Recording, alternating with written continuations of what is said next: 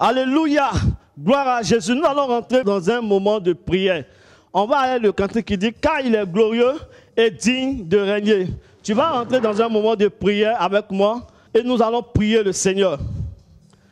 Car il est glorieux et digne de régner, l'agneau est souverain. Nous élevons nos mains pour l'adorer. L'agneau est souverain. Car il est glorieux, il est digne de régner. L'agneau est souverain. Nous élevons nos voix pour l'adorer. L'agneau est souverain. Tu vas prier avec moi. Tu vas adorer le nom du Seigneur. Tu vas adorer Jésus-Christ de Nazareth. Là où tu es, tu vas élever des voix d'adoration. Tu vas lui dire combien de fois il est bon pour toi. Élève la voix et prie avec moi. Béni sois-tu, toi qui règnes éternellement. Béni sois-tu, toi qui subsistes à jamais. Toi, Seigneur, qui existe d'âge en âge. Jésus-Christ de Nazareth, je veux honorer ton nom ce matin. Je voulais te dire merci, toi qui as pris soin de moi, qui me permet d'être là debout, qui, Seigneur Jésus-Christ, qui me permet d'être en bonne santé, d'avoir la paix du cœur, la joie de vivre, d'être dans un environnement familial, Seigneur. Merci, Seigneur, pour ma vie présente, ma vie future. Merci, Seigneur, pour tout ce que tu as fait dans le passé. Béni sois-tu parce que c'est ta grâce, Seigneur Jésus-Christ, qui descend continuellement dans ma maison, dans la vie de mes frères, dans la vie de mes soeurs, dans la vie de mes parents, Seigneur Jésus-Christ. Je veux t'honorer. Gloire, honneur et puissance te soient rendus à jamais. Tu vas encore prier avec moi. Tu vas encore fermer les yeux de là où tu es. Tu vas invoquer la miséricorde. Je dis la miséricorde de Dieu sur ta vie. Tu sais, Dieu t'aime. La Bible dit que Dieu hait le péché, mais il aime le pécheur. Donc tu vas rentrer en toi-même, tu vas prier le Seigneur, tu vas implorer la miséricorde de Dieu sur ta vie. Pardon, tu vas demander pardon à Dieu. Tu vas demander pardon pour tout ce que tu as pu dire ou faire, pour tout ce que tu as dû penser qui n'a pas honoré le nom du Seigneur. Tu vas invoquer son sang sur ta vie afin que toute ta vie soit lavée, purifiée par le sang de l'agneau. Nous prions le Seigneur. Seigneur, nous implorons ton sang. Nous implorons ta miséricorde. Nous voici devant ta face, Seigneur, que nous recherchons continuellement ta gloire, ta victoire dans notre vie face aux adversités de l'ennemi. Mais, Seigneur, que notre cœur est faible et nous faiblissons, Seigneur, qui face aux épreuves de la vie. Nous te demandons pardon, Seigneur, pour toutes les erreurs que nous avons commises. Père, là où nous avons faibli, Seigneur, dans notre langage, Seigneur, en pensée, en acte, en parole, Seigneur, nous te demandons pardon. C'est pourquoi nous invoquons ton sang dans notre vie, afin que tous nous soyons lavés, purifiés par le sang de l'agneau. Père, que ce sang-là recoupe tout notre corps, intérieur comme extérieur. Que nos vies soient sanctifiées, notre environnement soit sanctifié, notre famille soit sanctifiée, nos frères, nos soeurs, nos parents, tout le monde soit sanctifié. Afin que là où nous sommes, soit véritablement transformé en ta gloire au nom de Jésus-Christ. Tu vas invoquer la présence de Dieu au milieu de nous. Tu vas demander à Dieu de venir diriger ce moment d'exhortation et de prière. Tu vas dire à Dieu de venir conduire ton cœur, de disposer ton âme pour ce moment. Nous prions le Seigneur. Père, nous sommes là à cause de toi. Nous nous sommes rassemblés en ce lieu à cause de ton nom. Nous avons recherché ta face. Nous avons tout un mois appris à te connaître par le Saint-Esprit, appris à vivre avec le Saint-Esprit. Nous avons appris à rechercher le Saint-Esprit. Nous avons appris à connaître comment le Saint-Esprit peut agir dans notre existence. En ce matin, nous voulons par la prière invoquer ton nom, par la prière changer notre destinée, par la prière appeler le Saint-Esprit dans notre vie. Au nom puissant de Jésus-Christ, nous avons prié. Que tout le monde dise Amen. Que le nom du Seigneur soit béni. Nous allons ouvrir la parole de Dieu. Nous allons lire dans le livre de Actes chapitre 4. Actes chapitre 4. Nous allons avoir un moment de prière avec cette parole. Tu vas prendre d'abord Actes chapitre 4, les versets 1 à 3. Actes, le chapitre 4, les versets 1 à 3. Nous allons lire cette parole. La Bible dit: tandis que Pierre et Jean parlaient au peuple, suivez les sacrificateurs, le commandant du peuple et les Sadducéens, mécontents de ce qu'ils enseignaient le peuple, et annonçaient en la personne de Jésus la résurrection des morts. Verset 3. Il mit les mains sur eux et il les jetait en prison jusqu'au lendemain, car c'était le jour, car c'était déjà le soir. Amen. La parole de Dieu ici nous présente encore ces mêmes personnes, Pierre et Jean, qui ont reçu la visitation du Saint-Esprit à la Pentecôte et qui sont sortis du lieu saint, ils ont commencé à prêcher l'évangile. Je vais attirer ton attention sur ce fait. Depuis le premier dimanche de ce mois, nous avons parlé du Saint-Esprit. On t'a donné les vertus du Saint-Esprit, les qualités du Saint-Esprit. On t'a dit tout ce que le Saint-Esprit peut faire dans ta vie. Mais je vais attirer ton attention pour ne pas que tu dises qu'on ne t'a pas informé. Il est bien d'avoir le Saint-Esprit, mais il est bien aussi d'avoir une disposition du cœur, parce que tout va changer autour de toi. Les gens qui t'aimaient vont commencer à te détester. Pourquoi? Parce que tu n'as plus la même mentalité que eux. La Bible dit, tandis que Pierre et Jean parlaient au peuple, ils ne parlaient plus au peuple comme avant. Ils parlaient au peuple d'une autre manière qui est conduite par le Saint-Esprit. Si hier tu dansais dans un bar, tu insultais, tu volais, tu vas parler d'une autre manière. L'autre manière c'est quoi? Tu vas commencer à dire au voleur, arrête de voler. Tu vas commencer à dire à celui qui ment, arrête de mentir. Tu vas dire à celui qui désobéit, arrête de désobéir. Tu vas commencer à te faire des ennemis au milieu de toi. La Bible dit, tout le monde était mécontent. Il mit la main sur eux et il les jetait en prison jusqu'au lendemain, car c'était déjà le soir. On va prier. Tu vas demander au Seigneur, dans cette nouvelle vie dans laquelle tu t'es lancé, tu vas demander au Seigneur de t'assister. Que là où les épreuves vont se présenter devant toi, là où les épreuves vont se lever contre toi, que lui-même soit ta force, que lui-même soit ton soutien.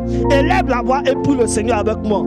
Prie le Seigneur avec moi. Répète ces paroles avec moi. Seigneur Jésus, voici ma vie.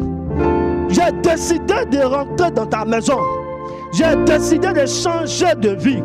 J'ai décidé de changer de comportement. J'ai décidé d'abandonner la vieille nature. J'ai décidé d'abandonner le vieil homme.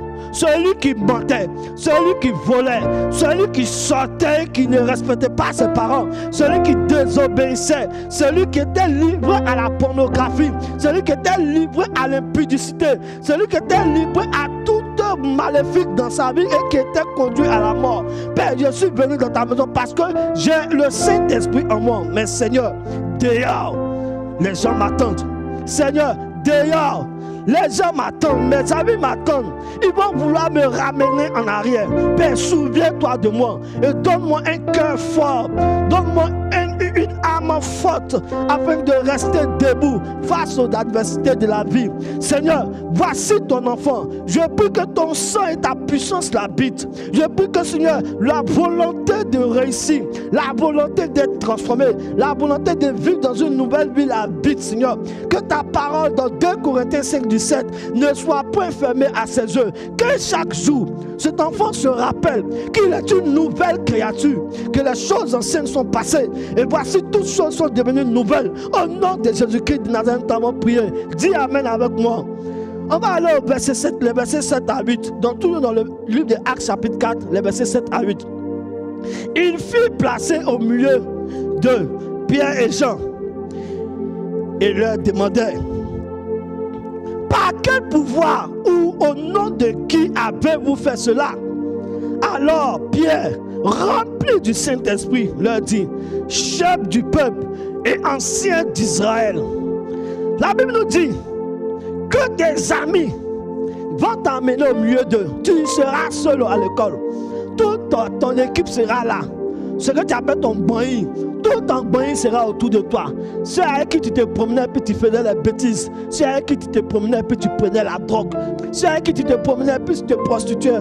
Ceux avec qui tu te promenais et puis tu désobéissais à tes parents. Ceux avec qui tu te promenais et puis tu te motivais au vol. Ils vont te mettre au milieu d'eux. Ils vont te poser une question. Par quel pouvoir? Qui t'a transformé? Par quel pouvoir tu nous parles aujourd'hui? Qui te donne la force de nous dire ce que tu es en train de nous dire? Qui te donne la force de nous juger? Qui te donne la force de nous dire que tout ce que tu es en train de faire n'est pas bon? La Bible dit: alors Pierre, rempli Pierre rempli du Saint-Esprit. La réponse que tu allais donner, ce n'est pas une réponse charnelle. Si tu veux parler de par toi-même, tu risques de faire des erreurs. Si tu veux aller de par ta propre force, tu risques d'être dominé par ces personnes. Mais tu dois être continuellement rempli du Saint-Esprit. Tu dois rechercher le Saint-Esprit. C'est pourquoi tu vas encore fermer les yeux. Nous allons prier le Seigneur. Nous allons invoquer le Saint-Esprit sur notre vie. De là où tu es, tu vas prier avec moi. Ferme les yeux et prie le Seigneur. Seigneur, je te recommande la vie de tous ces enfants. Tous ceux-là même qui m'écoutent actuellement. Seigneur, j'invoque le Saint-Esprit dans leur vie. J'invoque le Saint-Esprit dans leur existence. Que là où ils sont, le Saint-Esprit soit leurs camarades, leurs amis, leurs fidèles compagnons. Dans leurs pensées, que le Saint-Esprit parle. Dans leurs oreilles, qu'ils entendent le Saint-Esprit. Par les yeux, qu'ils voient les prodiges que tu as fait. Et les souvenirs, Seigneur, soient plongés dans ta parole. Au nom de Jésus-Christ. Que, Seigneur, ce qui devait les rendre faibles, les rendre forts. Que ce qui devait les affaiblir, les relève, Seigneur, de leur faiblesse. Au nom de Jésus-Christ, nous t'avons prié. Dis Amen avec moi. Tu vas encore prier le Seigneur. Mais cette fois-ci, nous allons rentrer dans le livre des Actes. Actes chapitre 5, verset 12. Tu vas prendre la parole de Dieu dans le livre des Actes chapitre 5, verset 12. La Bible dit: beaucoup de miracles et de prodiges se faisaient au milieu du peuple par les mains des apôtres. Ils se tenaient tous ensemble au portique de Salomon. On relit encore. Beaucoup de miracles. Prends ta Bible et puis lis avec moi. Lis avec moi. Beaucoup de miracles et de prodiges se faisaient au milieu du peuple par les mains des apôtres. Ils se tenaient tous ensemble au portique de Salomon. On va prendre la première partie. La Bible dit: beaucoup de miracles et de prodiges se faisaient au milieu des apôtres. Frère, tu ne dois pas être seul. Tu ne dois pas être seul. Quand tu as quitté un groupe, il faut chercher un autre groupe. Quand tu as décidé d'abandonner les gens qui sont dehors, il faut prendre la décision d'appartenir à ceux qui sont dans la maison. Tu as compris ce que je suis en train de te dire. Si tu es seul, tu vas retourner. Mais si tu es avec nous, nous allons t'emmener loin. Dis Amen avec moi là où tu es. La Bible dit qu'ils étaient ensemble. Ils étaient ensemble. Et c'est par leur union, par l'unité, que le Saint-Esprit manifestait sa gloire. Tu veux que le Saint-Esprit manifeste sa gloire dans ta vie? Quand tu recommences à aimer les choses de l'Esprit, à rechercher la face de Dieu, à demander au Saint-Esprit de t'environner et surtout à te montrer le groupe qu'il te faut, c'est-à-dire les enfants de Dieu. Tu vas prier le Seigneur avec moi. Tu vas demander à Dieu de vraiment te retirer de ce monde, mais pas pour te laisser seul, mais pour t'aider à rentrer dans la vie chrétienne, à aimer le culte du dimanche, à aimer les cultes du dimanche, à aimer la parole, à aimer la prière. C'est les seuls compagnons que tu peux avoir. Élève la voix et prie le Seigneur avec moi. Père, je te recommande encore ces enfants. Je prie pour chacun d'entre eux. Père, là où ils ont les yeux fermés, ils sont en train de regarder et rechercher ta face. Père, beaucoup de miracles se produisaient au milieu des apôtres, au milieu de ceux-là même qui sont rassemblés au portique de Salomon. Là, ils se sont retirés de ceux qui sont dehors parce qu'ils recherchaient ta face, Seigneur. Je déclare cette intimité dans la vie de tous ces enfants au nom de Jésus. Je déclare cette intimité dans la vie de tous ceux-là même qui me regardent par la puissance divine de cet esprit. Père, qu'ils s'assemblent avec toi qui est le Père, avec toi qui est le Fils, avec toi qui est le Saint-Esprit. Que ces enfants se mettent ensemble avec toi afin que leur cœur soit rempli d'amour, de l'évangile, l'amour de la prière, l'amour de la prédication, au nom puissant de Jésus-Christ. Dis Amen avec moi. On va lire ce dernier verset, le verset 14. Le nombre de ceux qui croyaient au Seigneur, hommes et femmes, s'augmentait de plus en plus. Le nombre de ceux qui croyaient au Seigneur, hommes et femmes, s'augmentait de plus en plus. La Bible dit, par ton action, par tes actes, beaucoup d'hommes vont venir au Seigneur. À cause du fait que tu as accepté le Saint-Esprit dans ta vie, par ta bouche, par tes actions, par ta nouvelle vie, tout ton environnement, beaucoup de tes camarades vont venir au Seigneur. Donc il ne faut pas fermer la bouche. Il ne faut pas rester enfermé dans ta maison. Il faut sortir pour manifester la gloire de Dieu. Je vais t'inviter à parler du Seigneur à tous ceux qui sont autour de toi. Chaque jour que tu prononceras le nom de Jésus devant quelqu'un, tu vas voir le Saint-Esprit dans une nouvelle dimension dans ta vie. Mais si tu restes assis dans ta maison, la Bible dit que le Saint-Esprit sera attristé. le Saint-Esprit sera attristé. Il faudrait que tu te réveilles, que tu réveilles le Saint-Esprit en toi, afin que des personnes qui sont autour de toi puissent saisir cette opportunité et donner leur vie à Jésus. Que le nom du Seigneur soit béni dans ta vie. De là où tu es, je veux encore que tu cries Amen. Dis Amen avec moi. Ok, je voudrais bénir le nom du Seigneur qui t'a permis d'être là et de vraiment suivre tout ce moment sur le Saint-Esprit avec nous. Je crois que le Saint-Esprit sera avec toi continuellement et que sa vie sera en toi. Que le nom du Seigneur te bénisse, bénisse ta famille et bénisse tous ceux qui sont dans ta maison.